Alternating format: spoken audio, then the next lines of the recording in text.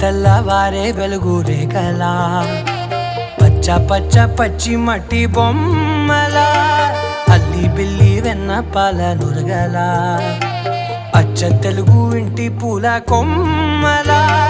దేవదేవుడే పంపగా ఇలా దేవతే మా ఇంట అడుగే పెట్టెనంట బ్రహ్మ కళ్ళలో కాంతులే మా అమ్మలా మా కోసం మళ్ళీ లాలి పాడేనంట.